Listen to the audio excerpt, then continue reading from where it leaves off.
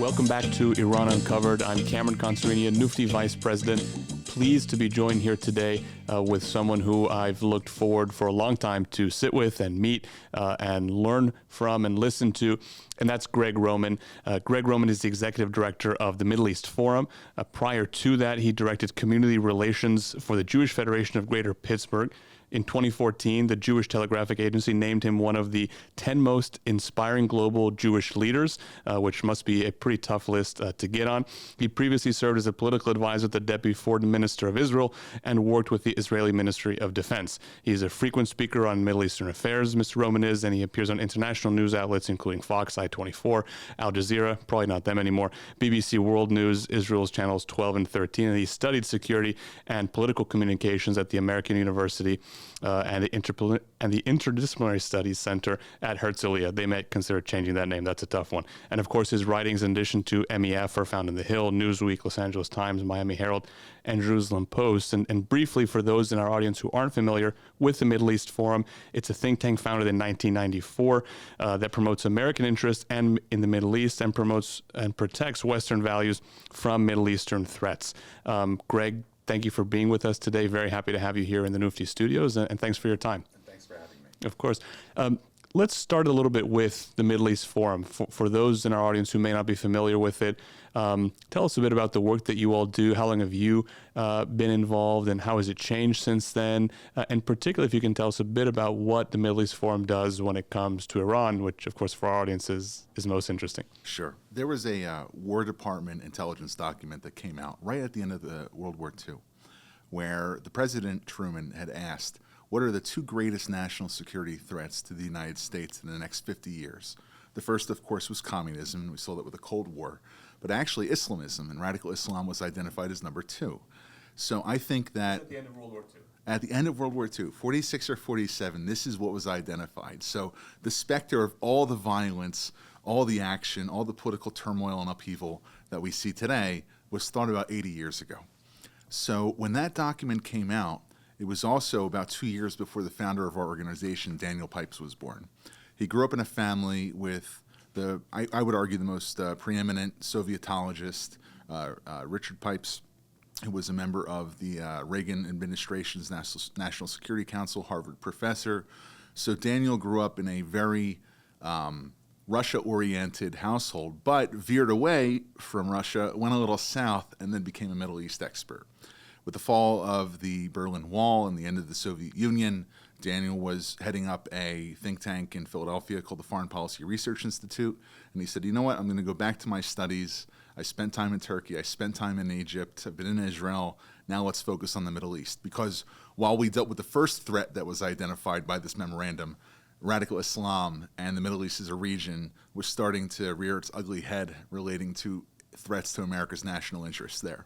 And not just political violence, energy, the suppression of minority groups, the opportunity which presented itself after the Madrid conference in '91, but then quickly went away with the rise of the Second Intifada, Hamas, Islamist terror organizations, and of course, Al-Qaeda on 9/11, and then the rise of ISIS, and now the greatest Shia specter as a threat dealing with the regime in Iran, and also the ascendancy of Turkey being the primary sponsor of Sunni jihadis in the region. So there's still a lot to deal with. But Middle East Forum itself deals with two specific issues. One, the Middle East is a region and America's role in it.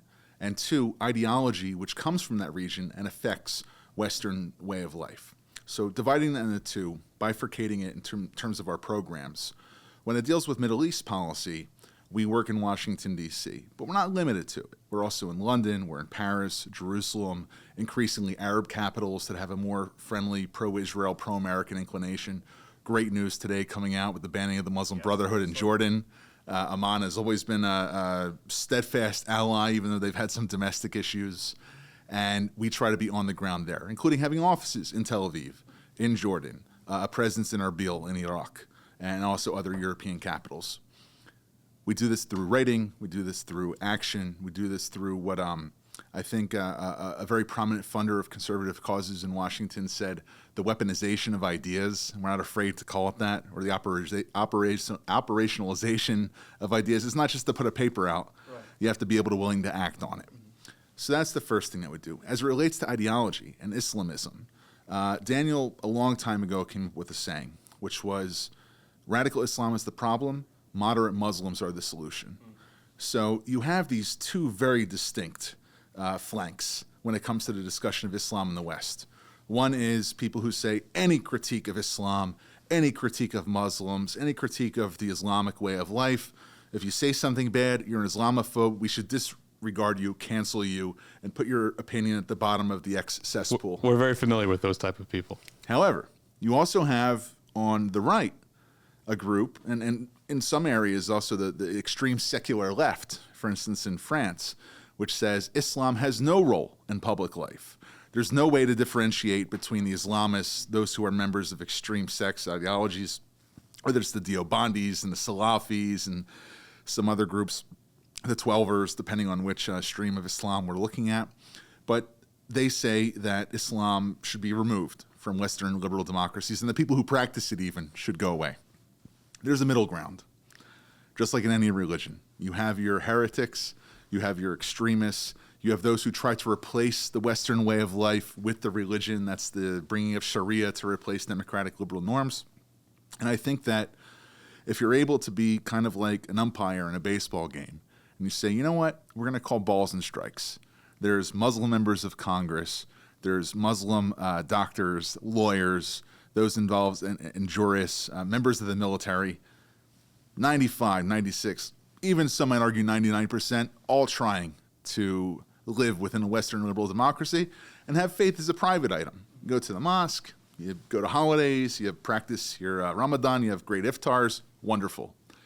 But it's that small minority that tries to impose their values disproportionately on the rest of the Muslim community in the United States or in other countries, which we focus on. We try to call out, and unfortunately, when it comes to public officials, businessmen, other leaders of American society, they recognize the minority as the spokespeople for the silent majority. And that's where we have to work on, calling them out. So that's what the organization does in terms of its two areas. As it relates to Iran, I'd say for the past, since 97 or 98, there has been an increasing focus in our writing, in our research, and in our advocacy relating to calling for not just an end to the regime in Iran, but a strong alternative way of life, which will be decided by Iranians for Iranians. There should not be some sort of Western-imposed solution to the Ayatollahs being there. So we really follow what we think is called in our shop non-kinetic coercive activity. You do as much as you can to have the maximalist outcome for Iranians, but being decided by Iranians with assistance from the West. So I'm not one who's going to say that the 10th Mountain Division should leave Fort Campbell, Kentucky, and invade Isfahan and Shiraz and Tehran, or start a Kurdish revolt. There's a way to do this organically, holistically, and naturally, where you have a campaign like President Trump's maximum pressure, paired with other ways to assist those who are on the Iranian diaspora. But I think more importantly than those who are just outside the country's borders, the people who are inside, where the U.S. has had 5 opportunities to take advantage of the dissent of the majority of Iranians. I'd say maybe 80% are probably against the regime, but are just afraid or not have the tools to be able to oppose it openly.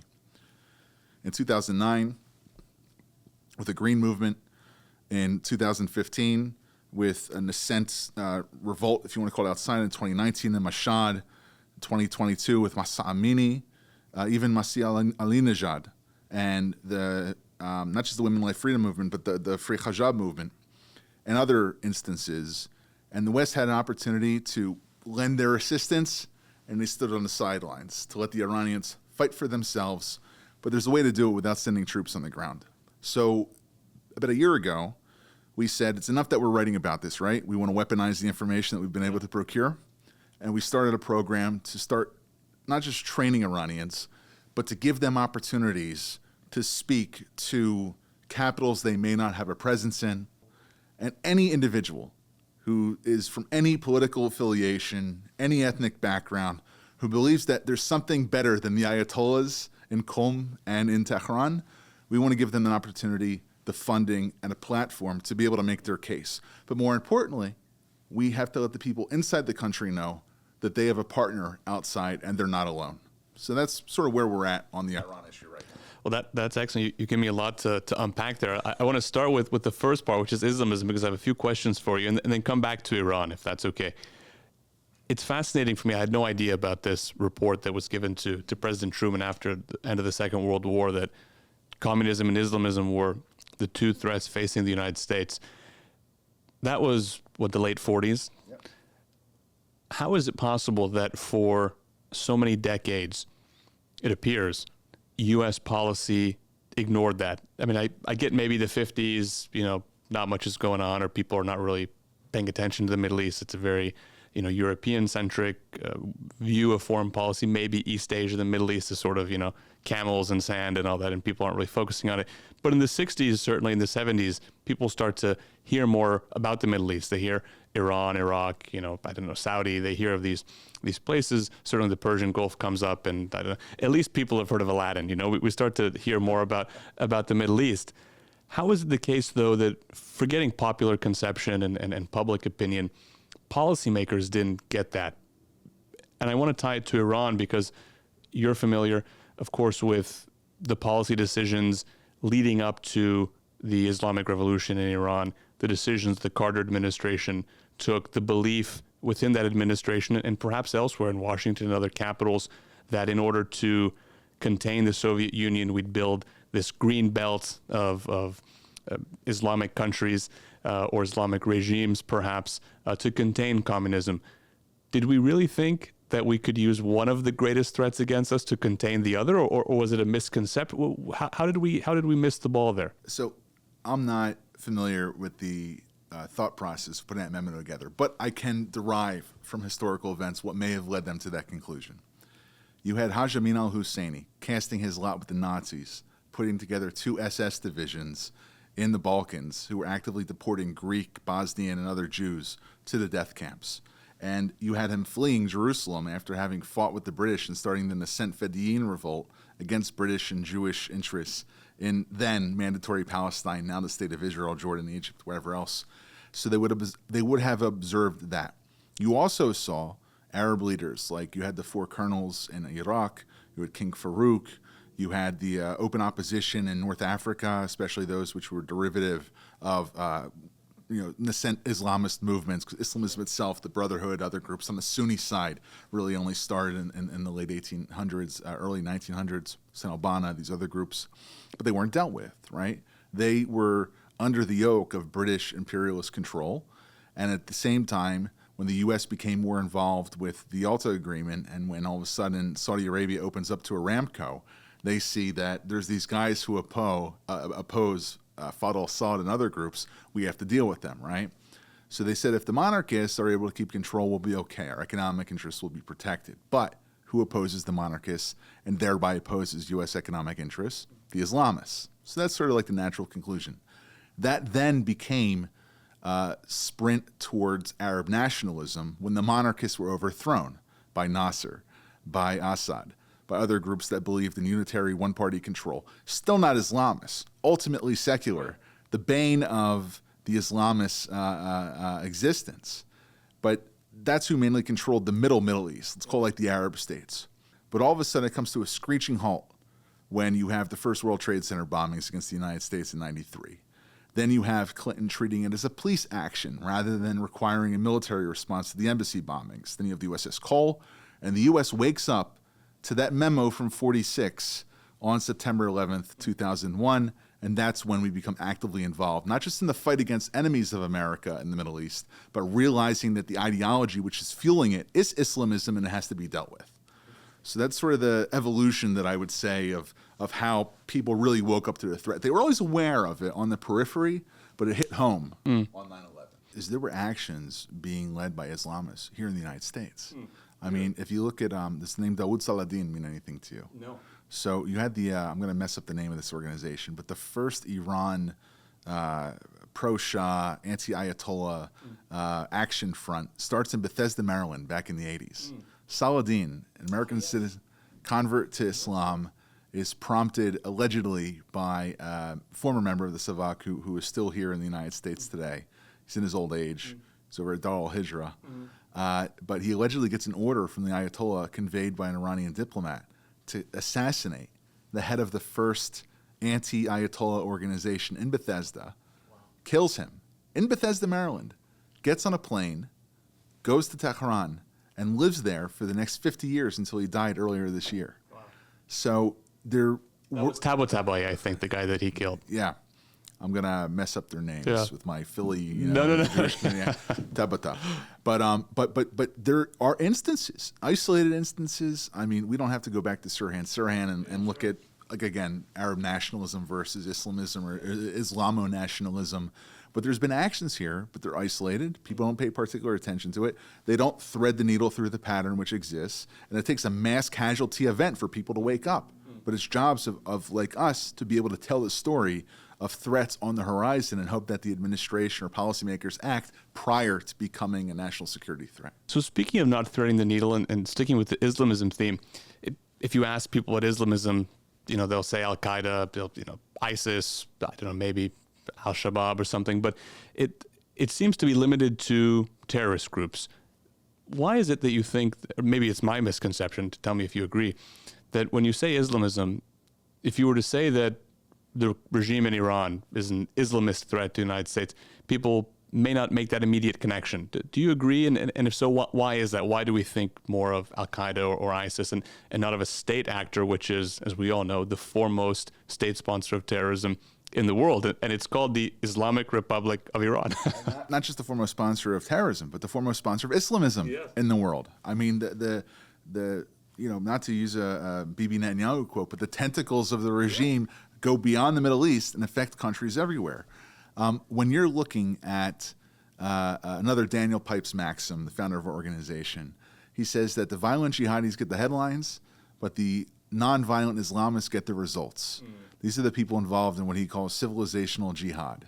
The idea that if you take a segment of a Western liberal democracy or even the United States and you move part by part, not trying to disrupt the American way of life, but kind of like Guy Kawasaki makes a Toyota Corolla. Right. Every year we're going to change a little part. We're going to move our way of doing things. And we'll start with the schools, and then we'll move to the prisons, and then we'll be involved in local community councils. We'll have the not in my backyard philosophy, and we'll eventually integrate into a community so we seem as if though we are part and parcel. Then we'll turn on the Sharia. That's where things really work, and they don't see it. It's really stealth in the way in which they go about things. And this is not just with Sunni groups, but the way that Iran does it, they become part of the society in which they're trying to influence, and they metastasize and they eventually take over control. Look at Argentina's interests after the Buenos Aires bombings. It took 25 years to be able to get some semblance of justice, and then the lead prosecutor is assassinated because he asked too many questions and he got too close to the red line of what was permissible in Argentina. Other countries, Senegal, Germany, Austria, Pakistan, Azerbaijan, all have significant amounts of Iranian influence. If you look in Senegal, half the taxi fleet and all the police cars are produced by Iranian manufacturers. In Germany, it's the center of the Ministry of Intelligence Services in the Al-Bayt group, which is kind of like a Vatican for radical Shia Islam. If you look in Austria, that's what they call Viennese rules of intelligence. You can spy on anybody, intimidate anybody, as long as you don't annoy Sebastian Kurz and the government in Vienna. In Pakistan, they're using it in the Baluchi areas to try to get $1 billion in foreign direct currency every year. And the rail line going from Rasht to Baku. They try to take things which are not necessarily associated with their ideology, but they eventually take over entire networks and entire movements in the countries that they're trying to relate to, and then it becomes a proxy. And these are not the Hamas and Hezbollah and the Kataib al-Hezbollah proxies, the ones that we see because they're trying to kill Americans or America's allies. These are the ones who are gaining economic mores. They're arms of the IRGC. We even put out a report about a year and a half ago about Iran's pistachio proxy network, the Amin family in Los Angeles. And if you look at members of the Iranian Pistachio Association, you have half of the IRGC and the other half from Primex International and other companies that are very much focused on the Iranian diaspora presence here, but not the ones who are opposing the regime, the ones who are working with it. Yeah, and that's what's interesting is the regime is so nefarious and so, frankly, clever in the way that they do things, from their network of influencers here. I mean, the Iran what was it, the IEI that Javad Zarif and his office started here, the Iranian influencers group, basically pushing their narrative in the media through purportedly Iranian American organizations. I mean, they have such a robust, I mean, I can only think of the Soviet Union being a comparison to how a government like this is able to influence particularly the media coverage, and have these, fellow travelers in the media. I mean, we have the NBC reporter Engel right now in Tehran saying that, the people of Iran, they're thrilled about these negotiations. They really want this to go through. Well, did anybody tell NBC News or Richard Engel that when you go to a country like Iran with a regime like the Islamic Republic, you're only going to be able to come out not a hostage or not in prison or not executed if you put out reports that they approve? I mean, how do people, I feel like I keep asking you this question, I apologize, but how do people not get it? So there's two responses I want to give to. One, the way in which Iranian influence mechanisms cross the Rubicon from just being Iran interested to affecting democracies, especially those in the United States and Europe. The second is, how do you respond to it? Yeah. So let's take the case of Trita Parsi and Nyack. He ostensibly starts cutting his chops, backing the Joint Comprehensive Plan of Action 2014, 2015, the Obama administration's greatest cheerleader for a comprehensive nuclear deal, to delay it by 10 years. Not to end the program, but to delay it, right? Comprehensive for a decade, and then full sprint to the bomb. And he gets a win there. He's seen as the main cheerleader and the main, let's call it, Obama's proxy on the United States, as much as Obama may have been his proxy for his interests. But then with Nyack, he eventually sees that he can't just be effective being a one-trick pony, focusing on Iran. He has to start recruiting other people to what is I'm not saying he's a representative of the regime, but I think that his views and the regime's coincide as it relates to sort of a worldview in which if we push for the United States withdrawing from the Middle East, being less interested in actions going on there, who will be our allies and our fellow travelers? And then you get the Quincy Institute for Responsible Statecraft, which is this progeny of this sort of like Darth Vader and Luke Skywalker both moving in on the same angle, but having totally transparent ideas, where you have the Koch family and you have Soros, both backing what I think is the epicenter of American isolationism or neo-isolationism. And who finds itself at the head of it? Trita Parsi. So he goes from Iran, he expands his network of influence to two of the wealthiest political activists in the United States. And then you start having derivative organizations of Quincy. You have the Responsible Statecraft blog. You have Defense Priorities, which is people who are conservative in one way or another, or they identify as conservative, but then they start influencing from the right. He's taken over the left by being able to get Ben Rhodes and Obama and Biden to a certain extent on board with him. Now they have to go for the right. So Tucker Carlson starts putting out these messages. Guys like, I forget his name, Ian Carroll, Dave Smith, some other comedians and other folks. So they've now taken isolationism. They got the Democrat Party. They're now working on the Republican side. And now it becomes a united front where they're saying, oh, you guys have nothing to worry about with Iran. The United States should just withdraw from the region. Forget about the past 50 years.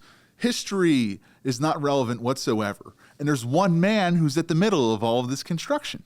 So that's where people have to wake up. That they have to look at someone's history. You have to look at what they say. Look at their cases that they had. The lawsuit against Hassan Dai was a great example where they'll use lawfare to try to silence their critics, but then they'll get sanctioned for discovery abuse. Right. Now, what do we do about it? As nefarious, as intelligent, as tricky as the regime is in Iran, and as their fellow travelers who decide to participate in their propaganda programs are outside the country's borders, we have to be more nefarious. We have to be more intelligent, more cunning.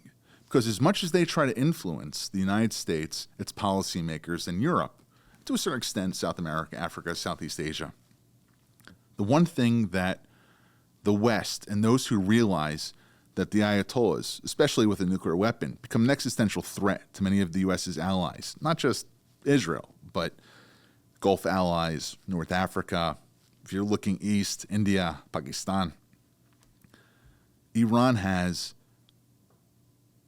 tenfold the amount of issues between its economy, its oppression, mandatory enlistment, its oppression of minority groups, everything that I'm sure you've spoken about ad nauseum on this podcast. And if you take that and you leverage that as a way in which to create internal fissures in the country, you got to play better. If they're breaking the rules, you create a new set of rules to play by. So that's where you have to go. You write about this in a report, which is the main reason we're here today, and I want to get to that in a second. But you bring up this convergence of the people who 5 or 10 years ago were the biggest cheerleaders for President Obama's policies of appeasing the Islamic Republic, and now we find people on the right who are advocating those very same policies, maybe deals that are even worse than the JCPOA, and who knows the current status of the negotiations, and I'm not going to ask you to speculate, of course, but what I will ask you is, instead of sitting across from me, you're sitting across from Tucker Carlson. How do we convince Tucker Carlson or people like him, because everyone has their own personal incentives and in the role of money from certain countries I won't get into, but how do we convince the Tuckers or the people who share that worldview that, look, you have to solve this Iran problem? And certainly people on that side of this issue are concerned about radical Islamism. Certainly they're not fans of what happened on September 11th or what happened from Hezbollah or Hamas or PIG or all these groups. I would imagine not a fan of terrorism in general. What is stopping us from making that case to them? Are they not listening? Do they not want to hear this argument? How do we bring people like that, or those who are in the administration maybe now, some of them in junior staffer, mid-level staffer levels, how do we get them to see it from this case? Because to you and I, it's so clear. To Iranians who've lived under this regime, it's so clear. To people in the Middle East, to the Israelis, it's very clear. To the Arab countries in the Persian Gulf, I think it's very clear. The Arab countries are in a bit of a bind right now because they're under a potential barrage of IRI missiles. But they get it. How do we get people in Washington to get it? So if we're going from the conservative angle, let's look at President Trump's main mantra, America first. Does that mean America first within its borders or America first globally? And I think that based on his recent conduct, he believes in America leading the world, but with American priorities at the center of that leadership. If you accept that concept and then you put it face to face with what the Tucker Carlson's, he had this interview a few days ago with the editor of the American Conservative, where basically the American Conservative editor goes and victim blames U.S. troops and says, oh, yeah, Iran attacked American soldiers, but it was over there and we shouldn't have been there, so let's excuse their murder of Americans. That could be the Islamic Republic's press spokesperson saying the exact same thing. Right. And I mean, maybe he stole his talking points. Yeah, maybe. But without getting too far down that rabbit hole, I think that you can't always correct the mistakes of American foreign policy in the past because it was relevant to the way that we lived in the world. We came under massive attack from forces that we had known existed, but previous presidents, it's like blaming Clinton for 9/11 because he treated it as a police action. But at the end of the day, you just have to look at their words themselves. And about 10 years after Afghanistan, there was a congressional review, a special, it's called a Blue Ribbon Committee. And Lindsey Graham, who was, I think, the ranking member or the chairman of that committee at the time, had this quote where he said, "It's better that American soldiers be deployed there because past history, over the past 220 years of American involvement, going back to 1790, okay? So this isn't something which is just our generation or a generation before us or a post-World War II mindset. Going back to 1790, the Barbary Wars, going back to America's efforts to convert the Middle East to Christianity by Protestant missionaries in the 1830s and 40s, going back to our interests in our first consuls in Tunis, in Jeddah, in Jerusalem, dealing with Ottomanism, and now 100 years later, Neo-Ottomanism. It's not as if, though, the Middle East says, we're just going to stop at our borders and let us handle things here and we'll ignore everybody else. No.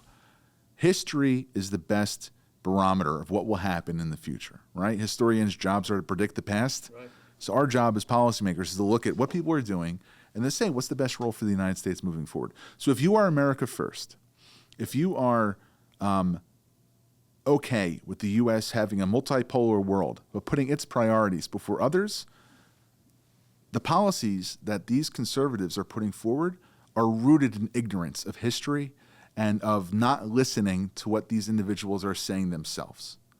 And frankly, when someone like Tucker Carlson brings on a senior Qatari official to give his whatever rationale he's going forward with, or talks to Putin, I'm all about talking.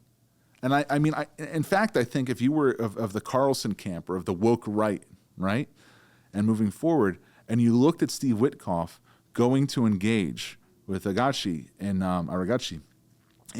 Oman, and then in Rome, and then having another round of talks today, you know what? I, as someone who believes the regime should fall yesterday, am not opposed to the United States engaging in bilateral talks with the Iranian government. Try it out. You've set your policy goal of dismantling the Iranian nuclear program. Go and try to do it. But if that fails, and I think it will, not because for a lack of effort on the United States, but because of the deception which has led the Islamic Republic for the past 46 years.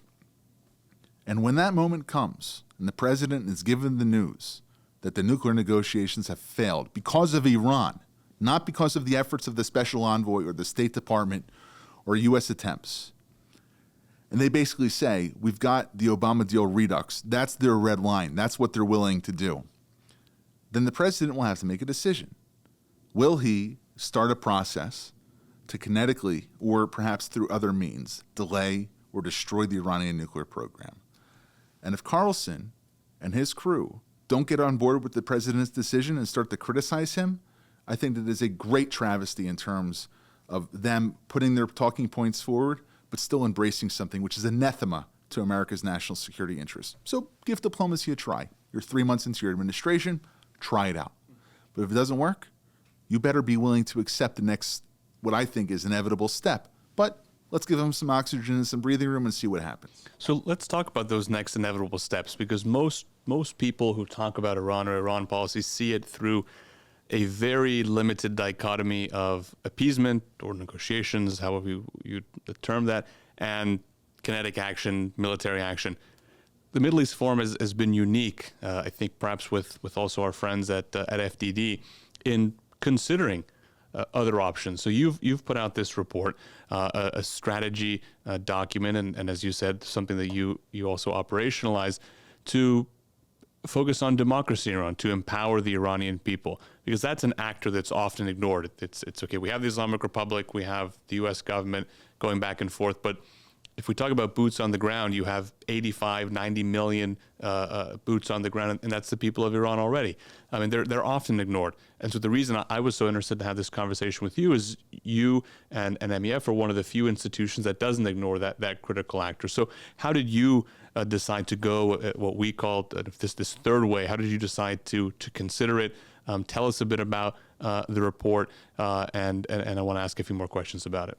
I think it should be the job of American policymakers and Western policymakers that deal with Iran to have a policy that does not seek regime change per se, but make sure that whenever the Ayatollahs wake up in the morning, they're going to have a really bad day. And they're going to realize the only way for them to stop having bad days is to change policy or to give the Iranian people a vote or a say in the future of their country. And there's ways to do that don't involve sending, GBU 25, 30,000 pound bombs down a silo looking like the Death Star, but on Natanz instead. So the reason that we posit that is because at the end of the day, people vote with their feet, right? And there's some policy ideas that have been out there, like, for instance, in Khuzestan. Let's destroy the Iranian oil refineries so that the regime is choked off, and then there won't be any ability for foreign income to come, and there'll be a petrol crisis, and then the Iranians will revolt because they can't put gas in their cars. Or let's hack the entire electronic bank infrastructure so that Iran goes bankrupt, and then people won't be able to feed themselves, and then they'll get angry at the regime. You don't have to hurt the bottom dollar of the Iranian people exclusively as a way to foment change or internal dissent, which will lead to the overthrow of the regime. What you do have to do is you have to separate the target of your sanctions. And there's this concept that was created by Shmuel Bar, who's a professor at Reichman University in Herzliya. They did change the name, actually, because they realized it was too hard to say, which is called tailored deterrence, or Arta Memukedet. The idea is, and this is very much what happened with Assad, if you take those who are the key decision makers, the key power struggles that are going on within the Sepah, within the IRGC, within the Ayatollah training schools, within those who are responsible for the top-level management of Iranian ministries, and you make them the target of your sanctions strategy, and then you complement that with empowering people in country, creating ways to do access denial attacks, giving advanced VPNs, finding ways in which you as a movement are trying to push back against the ways in which the structures of oppression are allowing the regime to have control over their people there. And it's very basic. I mean, you could just type in the Grok and say, hey, create a regime removal strategy and go deploy that, right? But it's for very low cost. And I think that fundamentally, if Iranian groups can, and this is maybe a critique on not the opposition per se outside, but my feeling is that often the U.S. deals more with people who claim to represent different groups within the country outside, rather than trying to make connections inside the country. This is a suggestion, like a coach would give to the quarterback, of how to execute a play better on the field. He might say to those who are outside the country that there should be more advocacy spent on urging governments like the United States, like those in Europe, to use them as an interlocutor to get the people inside the country, to hear real Iranian voices, not just who had to flee or leave the regime because of their oppression, but to realize what the problems are inside and how to bifurcate those problems and exacerbate them for those who are causing them. So if we follow that idea of tailored deterrence, if we can micro-target those who are inside causing problems for the Iranian people, then I really think that that's a pathway between destruction of the regime and everything along with it to appeasement and American isolationism, but to find a middle ground. And I think that that is an organic, like we said at the beginning of the conversation, organic, holistic way to empower the Iranian people without sending troops in to cause destruction. What is it that, again, one thing that's you arrive at that conclusion, it's very clear to you that, look, the Islamic Republic is the problem. Maybe we don't have an overt regime change policy, but we should, it's clear the Iranian people, you said 80% don't want this regime. Let's help them to achieve their objectives. A lot of people don't even get that far. Again, they're stuck in this dichotomy of, A, it's purely on the nukes. B, there's only two policy options, appease or bomb. They don't get to the point that you at MEF have arrived to, which is, okay, this regime has had nearly half a century to change its behavior. And from its very first days, I mean, its very first political act or diplomatic act was taking dozens of Americans hostage for more than a year, to killing American soldiers throughout the region, to attacking American Marine barracks, to attacking our closest allies in the Middle East, to, after October 7th, fomenting radicalization of students on American campuses, to undermining our elections. I think a lot of people look at that and should arrive at the conclusion that you have, but most don't. Why is it that, is it the hangover of Iraq and Afghanistan that you talk about human rights and democracy in the Middle East, that people get weary that, oh, you really mean war? Or what is it preventing people from arriving at the conclusion that you've arrived at, that this regime isn't working? It doesn't work for the Iranian people. They made that clear, and it can't work for us because we've tried everything really under the sun. I think that you have to respect and listen and process and analyze and engage in conversation with both the woke left and the isolationists on the right to be able to hear them out. But then after their end of their talking points, you have to show them the path that if they follow either doubling down and becoming an ally of Iran, maybe that's what Bernie Sanders and AOC want, or on the other hand, just ignoring Iran, letting it stay in its space and trying to pursue hegemonic equilibrium in the region by having Israel offset Iran and removing the U.S. as the neutral actor, or they would rather be the neutral actor. You still get to a point where the U.S.'s national security interests are endangered.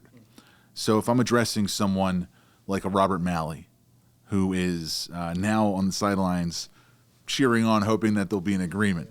Not one that pursues the policy goals of the Trump administration, but he just likes the idea of them talking because it vindicates himself. He doesn't get the next step to actually removing the nuclear program. And I was to say to him, so you're able to get a nuclear deal. You get the 10 years. They return from 3.74% uranium enrichment to 60%, 90%. Now they're a threshold nuclear state. What do you do now? What do you do when American interests in Saudi Arabia or Turkey, forget about Israel, are threatened? He's not going to have an answer for you. Then if you go on the other hand and you say to somebody like Carlson or someone who is saying, you know what, we have to engage with Iran, we have to leave them alone. Well, when Israel left Hamas alone and paid them off for 14 years, they got October 7th. And when we ignored the problem in Afghanistan and in Sudan and didn't track Al-Qaeda the way we were supposed to, we left Al-Qaeda alone. And what do? They brought down the Twin Towers, attacked the Pentagon, and hit us in Pennsylvania. So they're really just living in this sort of like bizarro world. It's as if though Superman is now turned upside down and they're going to expect everything to be different. But I think history is your best indicator of what they're likely to do. And that they still are not willing to listen to that, you just have to argue your best points to the American public and hope that they'll understand. We don't have to engage in forever wars. And in fact, the best way to avoid a forever war is to take out the root causes of what that's happening. It's like arguing that you can go through 9 rounds of chemo, but just stop right when you get to the last cancer cell, leave it alone hiding somewhere else, and just wait for it to metastasize again. They're just not getting it. But I don't think that other individuals, like the plan that we've put together here, like your organization, which calls for grassroots empowerment of the Iranian people, are being given a chance. And if perhaps somebody like Joe Rogan or Tucker Carlson brought the idea that there's a way in which to encourage change without forcing it kinetically, maybe they would be open up to the idea. But I haven't received an invitation yet from Tucker Carlson, not expecting one either. But I think that there's an audience out there that's willing to listen to it, and we need more authentic Iranian voices from within the country to make their case, of not for regime change, but of improving conditions on the ground for everyday Iranians and making a very, very bad day for the leaders of that country, where it's not in their interest to continue ruling the way they are. Otherwise, the people will take care of the problem, not the United States. Well, and what you said at the end is exactly right. I think that's what Iranians inside the country want. It by and large, there is not an expectation that America will do this for us. There is not an expectation, as you said, that this infantry division is going to march into Esfahan and take care of the job and hang Ali Khamenei by a tree in Tehran. Although I'm certain that some people would like that. But by and large, people are saying, look, at the very least, if don't tip the scales in favor of this regime, and that's what they've seen so consistently. Another thing I want to ask you about in your report is not so much a policy recommendation, but it's almost a guideline or a red line that you've put in there that Iranians are incredibly sensitive about, and I want to appreciate you for it, is Iran's territorial integrity. And that's, I think, where a lot of these problems, some problems start, and this is where people like a Tucker on the other side, they're picking at things that may not be there. It's not really a real problem, but every now and then it pops up, which is people saying, okay, we're not there just to fight the Islamic Republic. We're there to fight Iran. Iran has probably got to dismantle the country.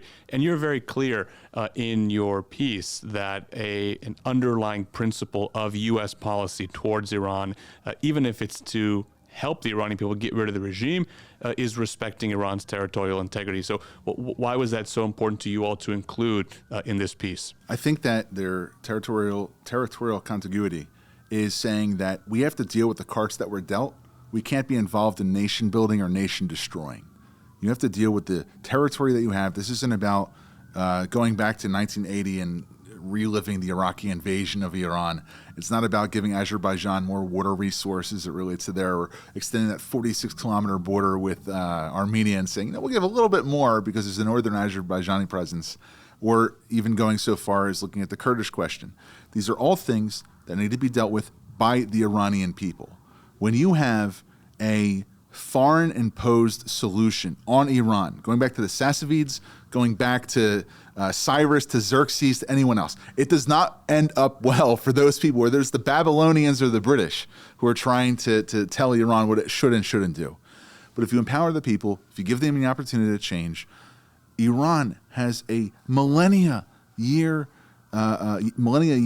history of being a great country. And if you just give them the opportunity to, let's say, make Iran great again, I don't know if that's even a possible way of going forward. The Ayatollahs are not the leadership who are going to bring you to that point. And if we can get back to a time of I think some of the world's best inventions and trade and artisans and culture and poetry, Iran is a beautiful place. And it should be given the opportunity to be able to be that, but without having a foreign power direct the way that it should be. So I think you address the isolationists by saying you're not putting your troops on the ground, but you also address those who are looking for better human rights, for democracy, for freedom, by giving the Iranian people a fighting chance. What is it to you, Greg? I mean, you've probably interacted with a few Iranians in your day. Another thing that I hear is a headwind, maybe, is, democracy that doesn't really work in the Middle East. Maybe Iran isn't capable of democracy. You've obviously worked with Iranians. You haven't been to Iran, of course, not yet, but in a free Iran, hopefully we'll see you there. You've traveled in the region. What do you say to those who would say that democracy itself is a Western conception that we can't force on the Middle East? How would you respond to such a claim? Well, there's some countries which have the same ruling structure that they had for the past 300 years, and it works for them. Look at Abu Dhabi and the sheikhs there through the council with 7 emirates. You know what? They have a deciding by collective. It works for them.